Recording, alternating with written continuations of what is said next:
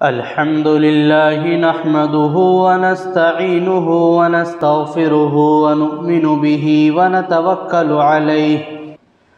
ونعوذ بالله من شرور أنفسنا ومن سيئات أعمالنا من يهده الله فلا مضل له ومن يضلله فلا هادي له ونشهد أن لا إله إلا الله وحده لا شريك له ونشهد أن محمدًا عبده ورسوله أما بعد فقد قال الله تعالى أعوذ بالله من الشيطان الرجيم بسم الله الرحمن الرحيم وَقَضَى رَبُّكَ أَلَّا تَعْبُدُوا إِلَّا إِيَّاهُ وَبِالْوَالِدَيْنِ إِحْسَانًا إِمَّا يَبْلُغَنَّ عِندَكَ الْكِبَرَ أَحَدُهُمَا أَوْ كِلَاهُمَا فَلَا تَقُل لَّهُمَا أُفٍّ وَلَا تَنْهَرْهُمَا وَقُل لَّهُمَا قَوْلًا كَرِيمًا وَاخْفِضْ لَهُمَا جَنَاحَ الذُّلِّ مِنَ الرَّحْمَةِ وَقُلْ رَبِّ ارْحَمْهُمَا كَمَا رَبَّيَانِي صَغِيرًا صدق اللہ العظیم۔ تشریف فرما میرے معزز بزرگوں اور عزیز نوجوانوں، آج اس ماحول میں اگر ہم جائزہ لیتے ہیں اور اپنے اس معاشرے کو کھنگال کر دیکھتے ہیں اور اپنے گھروں پر طائرانہ نظر ڈالتے ہیں تو معلوم یہ ہوتا ہے کہ ہر ایک انسان ایک دوسرے کے حقوق کو دبائے ہوئے ہے۔ ہر انسان ایک دوسرے کے حق کو پامال کر رہا ہے۔ بیٹا باپ کے حق ادا کرنے کے لیے تیار نہیں ہے، باپ اولاد کے حقوق ادا کرنے کے لیے تیار نہیں ہے، اسی طرح ملازم اپنے مالک کی بات ماننے کے لیے تیار نہیں، مالک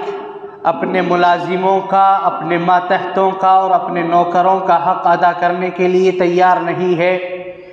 گویا چاروں طرف سے ظلم برپا ہو رہا ہے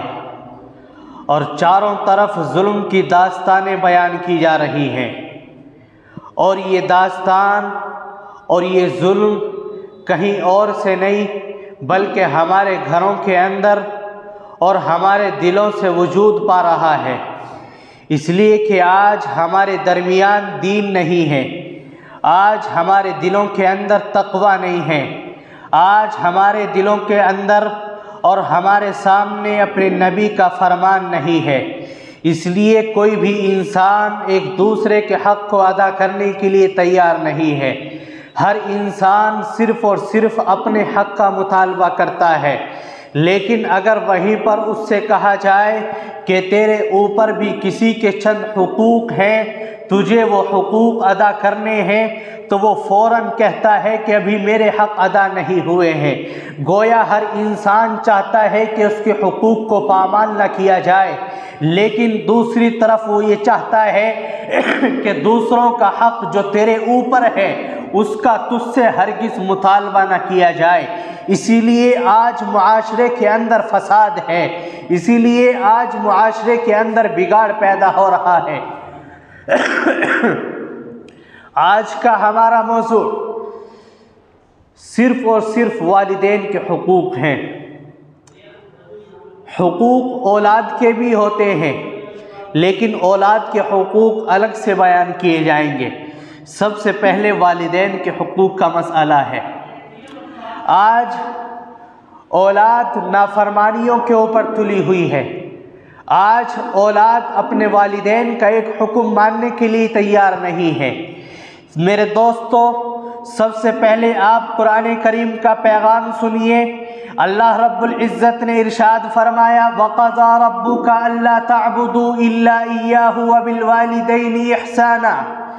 کہ تیرا رب تجھ کو اپنی عبادت کرنے کا حکم دیتا ہے، اللہ رب العزت نے سب سے پہلے اپنی عبادت کا حکم دیا کہ لوگوں اگر تمہیں سجدہ ریز ہونا ہے، اگر تمہیں عبادت کرنی ہے تو صرف اور صرف اللہ کی کرنی ہے۔ اور اس کے بعد اللہ رب العزت فوراً اپنا حکم نازل کرتے ہیں کہ میری عبادت کے بعد تمہارے اوپر حکم ہے کہ تم اپنے والدین کے ساتھ اچھا سلوک کرو۔ وَبِالْوَالِدَيْنِ إِحْسَانًا، والدین کے ساتھ میں حسن سلوک کرو۔ اِمَّا يَبْلُغَنَّ عِندَكَ الْكِبَرَ أَحَدُهُمَا أَوْ كِلَاهُمَا، اگر تمہارے سامنے ان دونوں میں سے کوئی ایک یا دونوں بڑھاپے کی عمر کو پہنچ جائے، فَلَا تَنْهَرْهُمَا،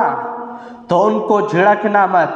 وَلَا تَنْهَرْهُمَا وَقُلْ لَهُمَا قَوْلًا كَرِيمًا، ان کو جھڑکنا بھی مت اور ان سے اچھی باتیں کرنا، ان سے نرم باتیں کرنا۔ وَاخْفِضْ لَهُمَا جَنَاحَ الذُّلِّ مِنَ الرَّحْمَةِ، اور ان کے سامنے اپنے پروں کو سکیڑ لینا، جس طریقے سے ایک پرندہ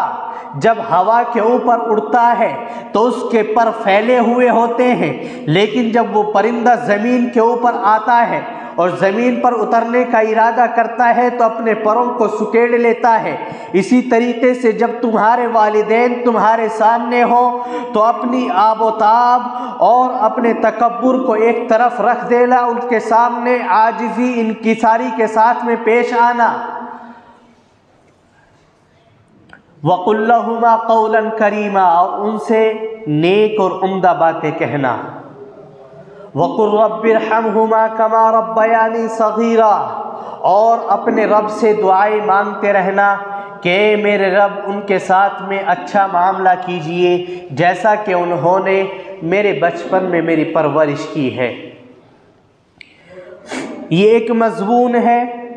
اللہ رب العزت نے قرآن کریم کے اندر اس کو بیان کیا ہے۔ اللہ رب العزت جہاں اپنی عبادت کا حکم دیتے ہیں وہیں پر والدین کی فرما برداری کا حکم دیتے ہیں۔ دوسری طرف دوسری آیت کے اندر اللہ رب العزت جہاں اپنا شکریہ ادا کرنے کا حکم دیتے ہیں وہیں پر والدین کی فرما برداری کا حکم دیتے ہیں۔ گویا اللہ رب العزت بتلانا یہ چاہتے ہیں، اے لوگوں جس طرح میری عبادت لازمی اور ضروری ہے، اسی طرح تمہارے لیے اپنے والدین کی فرما برداری اور اطاعت بھی ضروری ہے۔ میں تمہارا خالق اور مالک ہوں، میں نے تمہیں اس دنیا کے اندر بھیجا ہے، لیکن تمہارے اس دنیا کے اندر آنے کا سبب، تمہارے اس دنیا کے اندر وجود پانے کا سبب صرف اور صرف تمہارے والدین ہیں۔ اس لیے پہلا حق میرا ہے اور میرے بعد جو دوسرا حق تمہارے اوپر ہے وہ والدین کا ہے، اپنے ماں باپ کی اطاعت اور فرما برداری کا ہے، اپنے ماں باپ کی بات کو ماننا اور ان کے حکم کی تعمیل کرنے کا ہے۔ مفسرین نے لکھا کہ آپ کے ہاتھ کے اوپر ریت کے ذرا سے ذرات ہوں اور ان ذرات کو پھونک سے اڑایا جائے، اس پھونک کی جو آواز نکلتی ہے اس کو کہتے ہیں اف۔ اس اف کی بقدر بھی والدین کی نافرمانی مت کرنا، اس اف کے بقدر بھی والدین کے سامنے اونچی آواز سے باتیں مت کرنا۔ آج کا نوجوان اپنی طاقت کی بدولت، اپنی طاقت کے نشے کے اندر اور اپنے مال کے نشے کے اندر اپنے والدین کی نافرمانی کرتا ہے، اپنے والدین کے حکم کو پامال کرتا ہے۔ جو اس کا والد اس کو حکم کرتا ہے وہ صرف اور صرف اپنی طاقت کے نشے میں اس کو جھجوڑ دیتا ہے اور اس کو غصے کے ساتھ میں اس کے ساتھ میں پیش آتا ہے۔ میرے دوستو یاد رکھیے قرآن کریم کہہ رہا ہے فَلَا تَقُلْ لَهُمَا اُف، ان کو اف بھی مت کہنا، وَلَا تَنْهَرْهُمَا، اور ان کو جھڑکنا مت۔ مفسرین نے لکھا جھڑکنے کا مطلب کیا ہے کہ اگر والدین تمہارے اس قدر لاچار اور کمزور ہیں کہ ان کی بول و براز چارپائی کے اوپر ہے، پیشاب وہ چارپائی کے اوپر کرتے ہیں، بولا ان سے نہیں جاتا اور آپ ان کو ان کی خدمت کا موقع ملا ہے، تو مفسرین نے لکھا ہے کہ آپ اگر ان کی خدمت کر رہے ہیں اور ان کی گندگی کو صاف کر رہے ہیں تو آپ اپنے چہرے کے اوپر رومال کا استعمال بھی مت کرنا، اس لیے کہ کہیں ان کو اس سے تکلیف نہ پہنچ جائے کہ میرا بیٹا میری صفائی کر رہا ہے اور دوسری طرف مجھ سے اس قدر گھن کر رہا ہے کہ میری گندگی کو صاف کرنے کے لیے اپنے چہرے کے اوپر رومال کا استعمال کرتا ہے۔ وہ وقت یاد کیجئے کہ جب آپ چھوٹے سے تھے اور آپ کی والدہ، آپ کی ماں آپ کی گندگی کو صاف کرتی تھی، آپ کی پوٹی کو صاف کرتی تھی۔ اس وقت میں آپ کی ماں نے بدبو آنے کے باوجود اپنے چہرے پر کسی کپڑے کو نہیں باندھا ہے، صرف اور صرف اس لیے کہ بیٹا میرا اور وہ بیٹے سے اس قدر محبت کرتی ہے کہ اپنے بیٹے کی تمام گندگیوں کو صاف کرتی ہے، اور اپنے چہرے پر ایک ذرا سا کپڑا باندھنا تو دور کی بات، اپنے چہرے کو کسی چیز سے ڈھکتی نہیں ہے تاکہ اپنے لخت جگر کا چہرہ وہ دیکھتی رہے اور اپنے لخت جگر کو ایک سبق دیتی رہے۔ آج یہ نوجوان، اس کے پاس طاقت ہے، اس کے پاس مال ہے، اس کے اعضاء خوب اچھے ہیں، لیکن اگر اس کو ماں کی اور باپ کی خدمت کا موقع مل گیا ہے یہ طرح طرح کی ناگواریاں پیش کرتا ہے۔ میرے دوستو، آپ انجینئر ہو، آپ ڈاکٹر ہو، آپ نے دنیا کی کوئی سی بھی پڑھائی پڑھی ہو یا آپ عالم ہو، لیکن آپ گھر سے باہر تمام چیزیں ہوں، لیکن گھر میں داخل ہونے کے بعد والدین کے سامنے آپ صرف اور صرف ایک اولاد ہو۔ آپ کا تکبر، آپ کی طاقت، آپ کا عہدہ،